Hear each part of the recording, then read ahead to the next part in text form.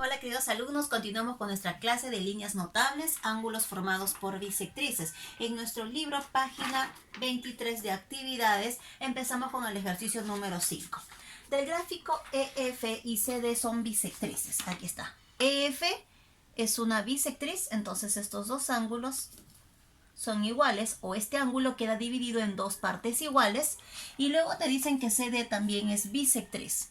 Entonces, este ángulo queda dividido en dos partes iguales. Muy bien.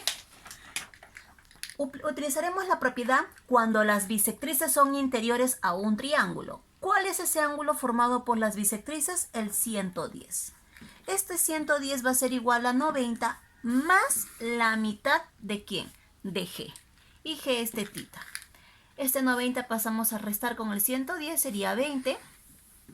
Quedaría igual a teta medios.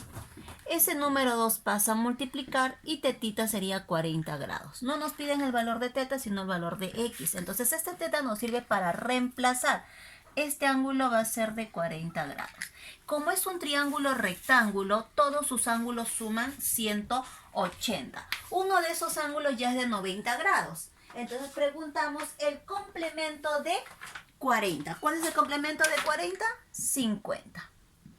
Entonces x sería igual a 50 grados. Pasamos a nuestro segundo ejercicio, pero ya de la página 24. Dice, calcular la medida del ángulo agudo que determina las bisectrices de los ángulos DSE y DCE. Tenemos aquí una repisa. El enunciado dice, en el dibujo se muestra una repisa. Estas repisas son hechas en una posición, esta de acá va hacia la pared, CD va hacia la pared y DE va en forma horizontal con esa parte que va hacia la pared, pero el ángulo que forman es la de una escuadra, donde este ángulo de aquí va a ser 90 grados. Entonces, teniendo en cuenta esa parte teórica del ejercicio, para nosotros colocar de repente unas maderitas como repisas, que a veces muchos de ustedes lo tienen en la cabecera de sus dormitorios. Entonces estas repisas, el ángulo que está hacia la pared va a formar 90 grados con la horizontal. Ese triángulo que se ve en la repisa lo vamos a extraer acá, que sería el punto C, el punto D y el punto E.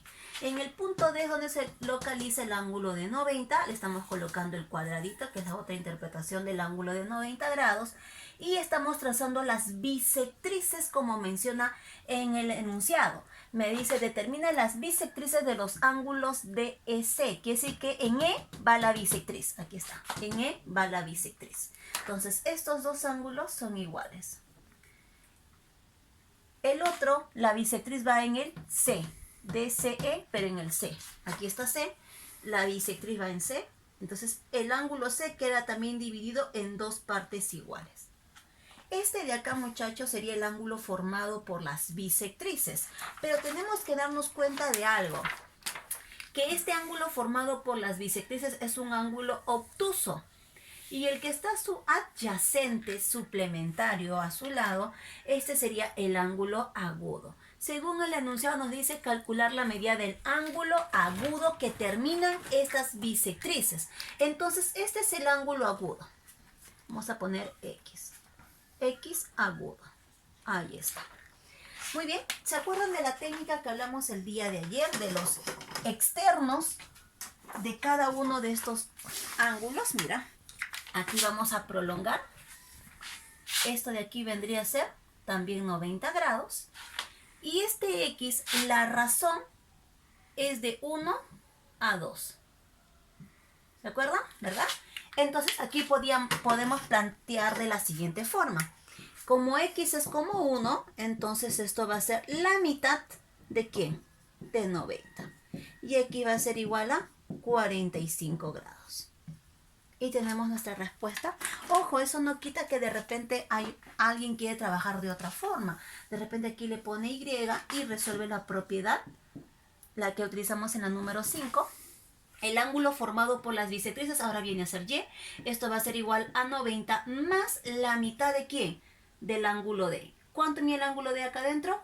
El interno del triángulo, ese es también 90. 90 entre 2 sería 45. 90 más 45, 135. Quiere decir que lo obtuso está midiendo 135. Y como este es el obtuso, el agudo, y acá forman un ángulo adyacente suplementario, también conocido como el ángulo llano, entonces X te va a salir igual 45. Por los dos caminos